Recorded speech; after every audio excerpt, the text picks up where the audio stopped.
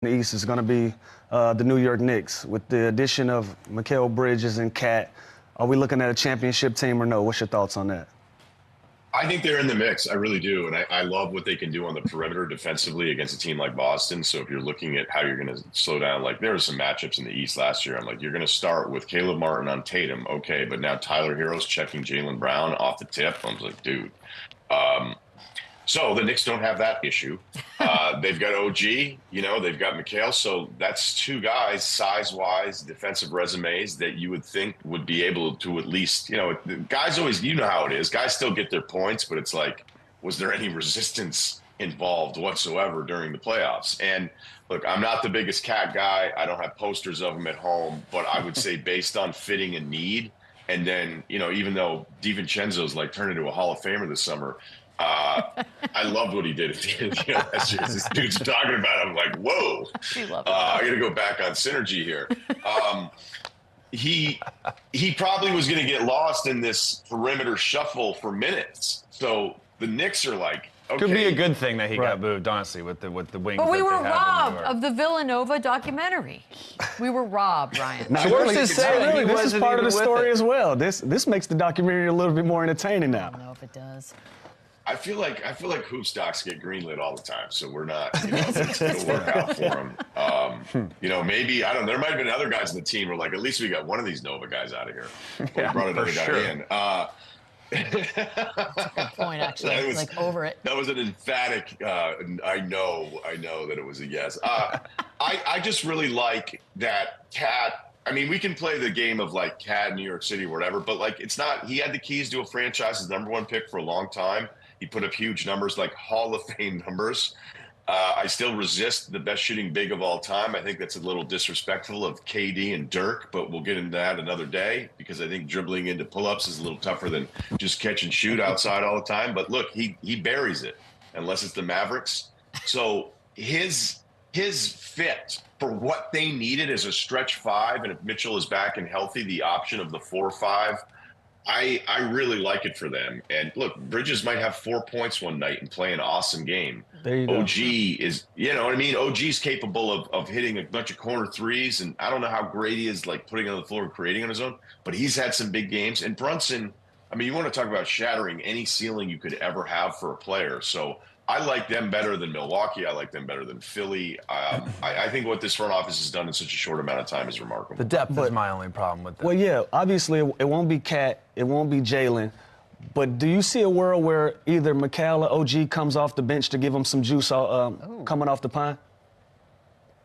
Yeah, that's an awesome question because I was thinking about it when I was looking at the depth chart. I think Tibbs loves Miles McBride. I don't know if he likes Precious as much as I do. Hell, I even have a soft spot for Jericho Sims for some reason. I don't know. What's going on? You got a poster of him, but not Cat? Look, what I think it was is when I was watching him at Texas, I texted somebody in front office. I was like, dude, who might be able to make a roster is Jericho Sims? And he was like, get out of here. So now you're like, for life. Yeah, told you. Yeah, 11th guy. Nailed it. Yeah. Look, it's a really good question because, like, when I look at Denver, I go, dude, where are the guys? There's like 4 recent draft picks. I'm like, do any of these guys, can any of them actually play like real minutes? So would he break it up? Maybe, maybe. I hadn't really thought about it, Lou, but I think it would have to be idea. OG, though, would be the only option. There's no way Bridges is coming off the bench, and obviously there's no way Brunson and Towns are. So Josh Hart makes sense. You could put a McBride in there. You could put a TJ Warren or Landry in the starting lineup, but it's got to be OG would be the only one that would even make sense. It's Mikal for me too, because he can score the basketball. You can still put the ball in his hands. He can go get you a bucket. Mikal Bridges Tibbs is is probably just going to be like, dude, you guys go out there and play 38 minutes. And they're going to play the whole game anyways. They don't need a bench. Is. You don't really need a big second unit because you're playing. And I will say the Celtics, all our concern last year was depth. But when you have the best starting 5 in the NBA, clearly that is a recipe for a championship. It was last year.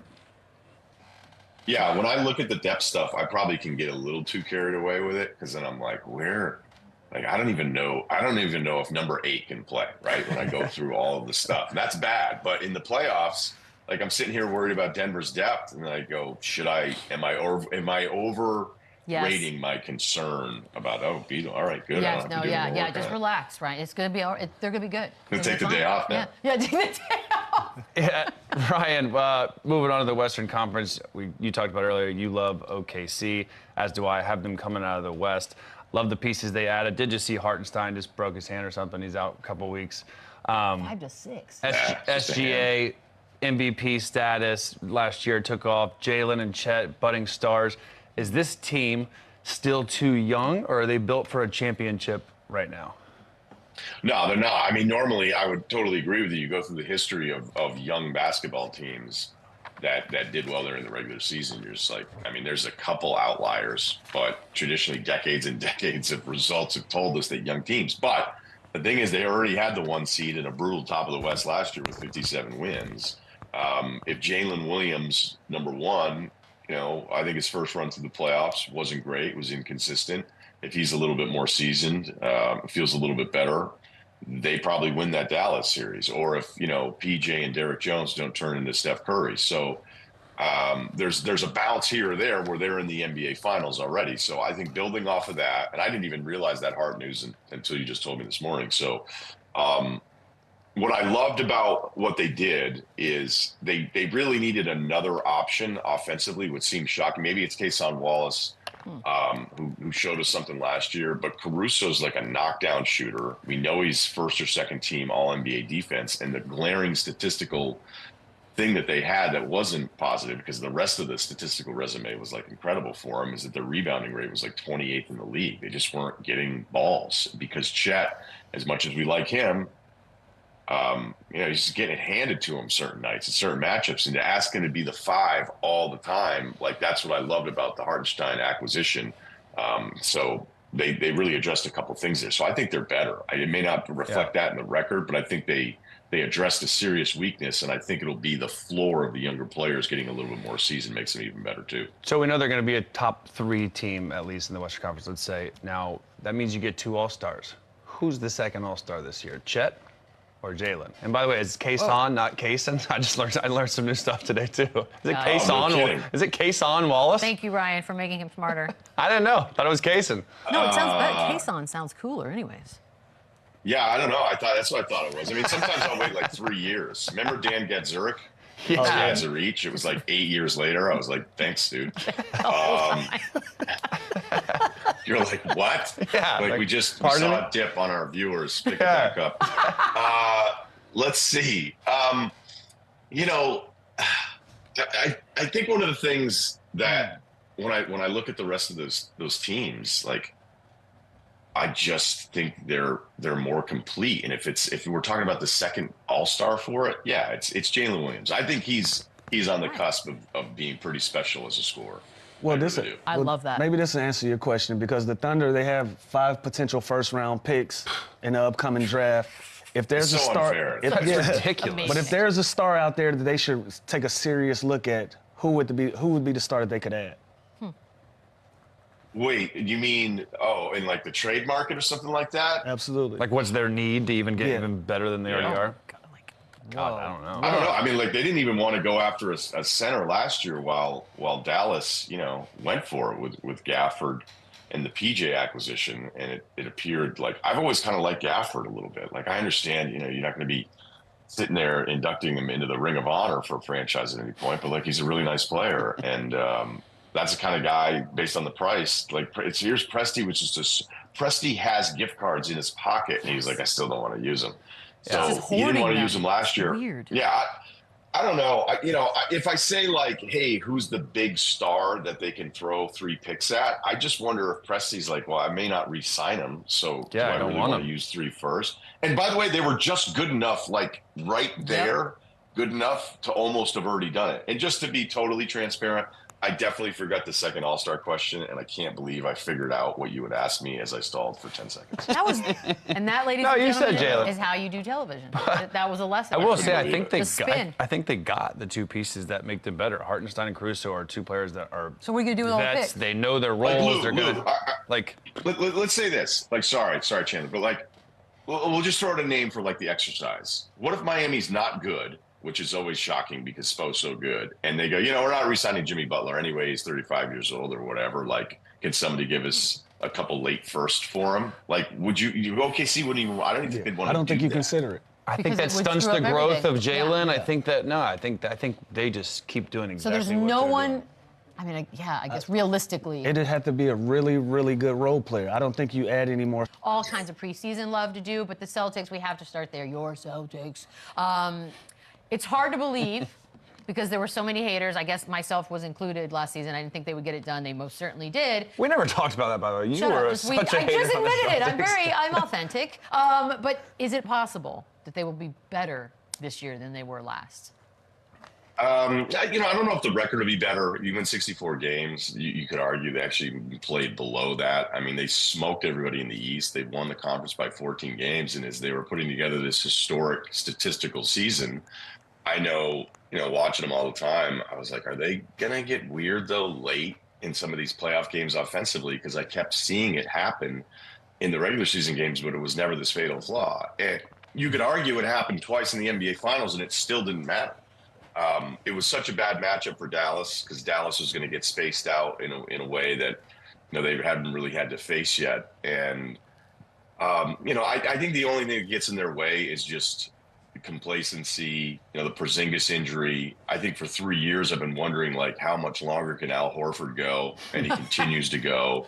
So, I don't know how he does it. I mean, he's played so many big minutes for this team, especially with the Porzingis part. The Porzingis part was supposed to unlock all these different versions of what they could do in the playoffs, and they didn't even need it. So the only way, it would only be human nature. Human nature would be the only way, because I still think that they're collectively young enough.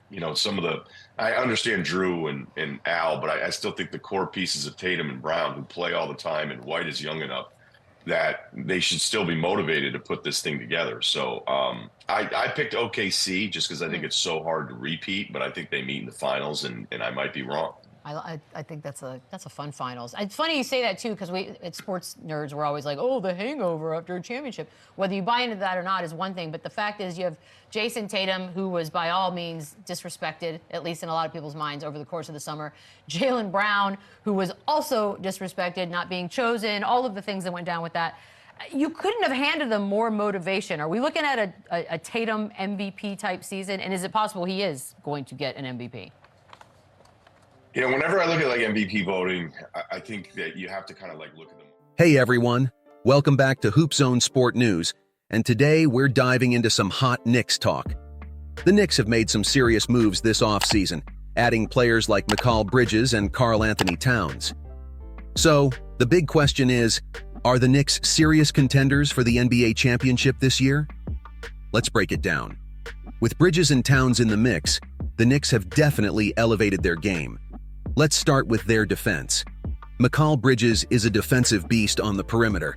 Imagine him locking down wings like Jason Tatum or Jalen Brown in a potential playoff matchup with Boston. The Knicks have the ability to apply serious pressure on opposing offenses with their defensive versatility. You've got OG Anunoby and Bridges, both capable of guarding multiple positions, making it tough for any team to score easily against them. Now, let's talk about Towns. While some might not be the biggest fans of KAT, you can't ignore his offensive firepower. The guy puts up numbers, big numbers, and he fits the Knicks' need for a stretch five perfectly.